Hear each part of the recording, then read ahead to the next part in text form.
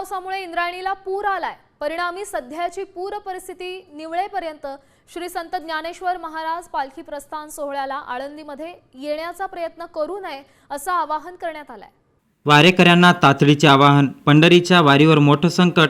देहू आळंदीत पूर। वारेकऱ्यांना मोठे आवाहन करण्यात आलेले आहे। तुम्ही वारेकरी असाल ती हा व्हिडिओ तुमच्यासाठी आहे आणि सर्व आळंदीच्या भाविक भक्तांसाठी मोठी बातमी आलेली आहे। पंढरीची वारी, लाखो वारेकऱ्यांचा आनंद सोहळा। दरवर्षीप्रमाणे यंदाही देहू येथून संत तुकाराम महाराजांच्या पालखीचं तर आळंदीहून संत ज्ञानेश्वर महाराजांच्या पालखीचं पंढरपूरच्या दिशेने प्रस्थान होणार आहे। त्यासाठी राज्यभरातून हजारो वारेकरी देहू आळंदीत आलेत। पालखी प्रशासनाने जय्यत तयारी सुरू आहे, पण याच वेळी पालखी सोहळ्यावर पावसाची सावट आलंय।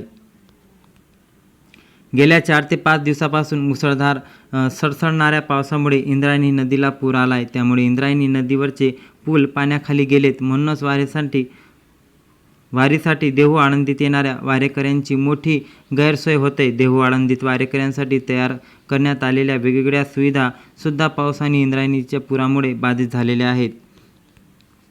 इंद्रायणी पाणी शिरल्यामुळे आळंदी आणि देहूमध्ये पूर परिस्थिती निर्माण झाली आहे। त्यामुळे मंदिर आणि स्थानिक प्रशासनाकडून वारेकऱ्यांना आवाहन करण्यात येते, तर मुख्यमंत्री देवेंद्र फडणवीसांनी सुद्धा वारेकऱ्यांनी देहू आळंदीमध्ये न येण्याचं आवाहन केलंय। त्यामुळे यंदाची वारी कशी होणार, पालख्या प्रस्थान कधी करणार हा प्रश्न सध्या निर्माण झालाय आणि हे तुमच्या पण मनात असेल।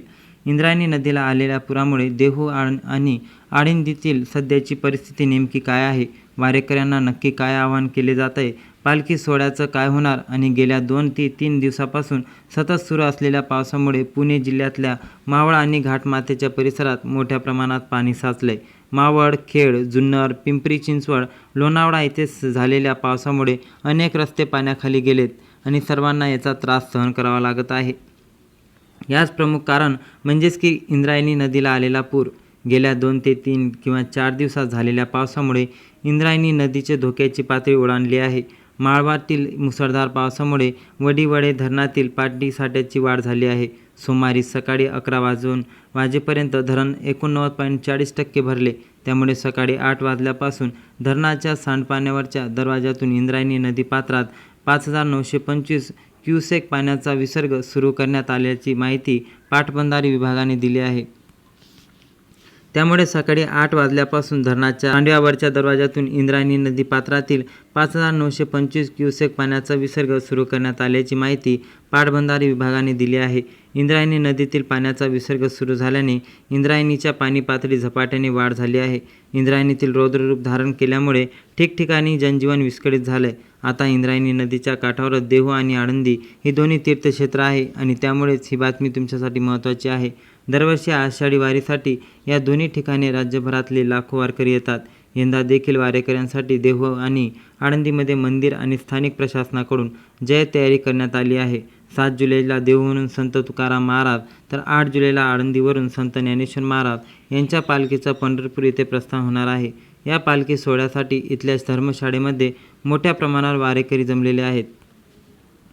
अजून देखील काही भागातून पालखीसाठी वारेकरी हे देहू आणि आळंदीमध्ये येतात, पण इंद्रायणीला आलेल्या महापुरामुळे वारेकऱ्यांची सगळ्यात मोठी अडचण इथे निर्माण झाली आहे। इंद्रायणीच्या पुराचं पाणी हे थेटपणे देहू आणि आळंदीत शिरलंय। नदीच्या धोक्याची पातळी ओलांडल्यामुळे आळंदी शहरातले पूल प्रशासनानं वाहतुकीसाठी बंद केलेले आहेत। त्यामुळे शहरातली वाहतूक व्यवस्था पूर्णपणे विस्कळीत झाली आहे। इंद्रायणी नदी ओलांडून आळंदीत येण्यासाठी 4 पूल आहेत। यामध्ये PMPL बस स्थानकाजवळचा जुना पूल, चाकण चौकातून देहू फाटाजवळ जाणारा पूल, सिद्धेबेट परिसरातील पूल, MPLE या बस स्थानकाजवळील नवीन पूल अशा 4 पुलावरून आळंदीमध्ये यावं लागतं।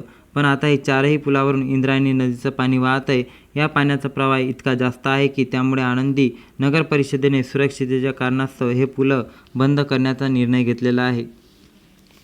त्यामुळे आळंदीतले मुख्य एंट्री बंद झालेले आहेत।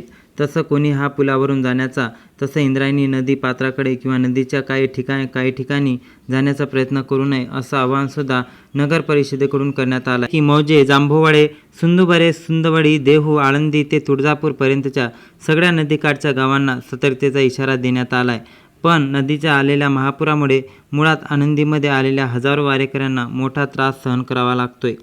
भक्त पुंडलिक मंदिर, घाट परिसर, नदीकाठवरच्या दुकान, हरिहरेंद्र मठ, देवीदास धर्मशाळा, ज्ञानेश्वरी मंदिरालगतचे परिसर, शनी मंदिर परिसर, भराव रस्ता तसेच सिद्धबेट परिसरातील पुराचं पाणी शिरलंय. आषाढी वारीच्या पार्श्वभूमीवर घाटावर उभारण्यात आलेल्या चेंजिंग रूमचं मंडप पुराच्या पाण्यात वाहून गेलंय. तसं तात्पुरती स्वच्छतागृहसुद्धा पाण्याखाली गेलेली आहेत. पूर परिस्थिती गंभीर होत असल्यामुळे आळंदीतल्या वेगवेगळ्या धर्मशाळा आणि दर्शन मंडपाकडे अडकलेल्या सुमारे 250 वारेकऱ्यांना नगर परिषदेच्या आपत्कालीन विभागाने सुरक्षित ठिकाणी हलवले. यामध्ये जर बघितलं तर असं सकाळी ज्ञानेश्वर मंदिरात 20 वारेकरी, इंद्रायणी नगरमध्ये 100 वारेकरी, ठाकूरबुवा धर्मशाळेत 60 वारेकरी तसेच गोपाळकृष्णपुरातील काही अन्य धर्मशाळांमधले 20 वारेकरी पुण्याच्या पाण्यामध्ये अडकलेले होते. त्यांचा सुटका करण्यात आली आहे. याचबरोबर इंद्रायणीच्या तीरावर वैतागेश्वर मंदिराजवळील दर्शनबारीमधील अडकलेल्या 10 वारेकऱ्यांना सुद्धा सुरक्षित ठिकाणी हलवण्यात आले. सिद्धबेट परिसरातील सगळ्या वारेकरी धर्मशाळांना तसंच साधक आश्रम ते डुंडुगड गाव रस्त्यावरील वारेकरी विद्यार्थ्यांना धर्मशाळांना पुरापासून अलर्ट राहण्याच्या सूचना देण्यात आलेल्या आहे. इंद्रायणीच्या काठावरील वारेकऱ्यांना महिलांना कपडे बदलण्यासाठी तयार केलेल्या 2 चेंजिंग रूम्स पाण्यामध्ये वाहून गेल्या आहेत. दर्शन मंडपाची दर्शनबारी पुराच्या पाण्यात वाहून गेली आहे. संत ज्ञानेश्वर माऊलीच्या मंदिर परिसरातील पश्चिम बाजूकडील शनी मंदिर परिसरातील प्रसाद विक्रेते दुकानदाराच्या दुकानामधले पुराचं पाणी शिरलंय. त्यामुळे हजारो रुपयाचं नुकसान झालंय. सध्या साधक आश्रम आणि ज्ञानेश्वर मंदिराला जोडणारा पूल पाण्याखाली गेलाय. देवफाटा ते चाकण रस्ता जोडणारा गरुड स्तंभाजवळ पूलसुद्धा पाण्याखाली असल्याने आळंदीत येणाऱ्या वारेकऱ्यांना मोठ्या अडचणीचा सामना करावा लागतोय. प्रशासनाकडून घाट परिसरात प्रवेशबंदी करण्यात आली असून अशा ठिकाणी बॅरिकेड्स उभारण्यात आले. इंद्रायणी घाटावरती भाविकांची जाऊ नये यासाठी नगर परिषद आणि पोलीस प्रशासन नगर परिषद चौक, महाराष्ट्र बँक, पान दरवाजा, शनिवार मंदिर म्हणजेच की शनी मंदिर, झाडी बाजार पार्किंग, इंद्रायणी नगर, कमान, विश्वशांती केंद्र, हवेलीची घाट इथले रस्ते सध्या बंद केलेले आहेत. आता या सगळ्या परिस्थितीमुळे माऊलीच्या पालखीसाठी आळंदी येणाऱ्या वारेकऱ्यांना मंदिर प्रशासनाकडून आवाहन करण्यात आले. सध्याची पूर परिस्थिती मिळेपर्यंत श्री संत ज्ञानेश्वर महाराज पालखी प्रस्थान सोहळ्याला आळंदीमध्ये येऊ नये असे आवाहन मंदिर प्रशासनाकडून करण्यात आले. आळंदी शहरात प्रवेश करणारे नदीवरील 4ही पूल पाण्याखाली गेलेले आहेत. त्यामुळे सध्या आळंदी शहरात येणं सुरक्षित नाही. ज्या वारेकरी आणि भाविकांचे आळंदीच्या दिशेने प्रवास सुरू केला आहे त्यांनी ज्या ठिकाणी आहात तिथे सुरक्षित थांबावं सूचना प्रशासनाकडून करण्यात आलेल्या आहे. आळंदीसोबत देहूमध्ये सुद्धा पित्ती धर्मशाळा, संत गाडगे महाराज धर्मशाळा तसेच परिसरातील पाणी शिरले. पुंडलिक मंदिराला सुद्धा पाण्याने वेढा घातलाय. परंडलवाल चौक, विठ्ठलनगर, काळोखेन चौक, भैरवनाथ चौक आणि मुख्य कमान इथे पावसाची वाहतूक मंदावलेली आहे. त्यामुळे देहूसुद्धा वारेकऱ्यांनी नदीकाठावर न जाण्याची सूचना प्रशासनाकडून करण्यात आलेली आहे. आता देहू आळंदीतल्या या परिस्थितीबाबत मुख्यमंत्री फडणवीस यांनी सुद्धा मध्यस्थांना प्रतिक्रिया दिली आहे.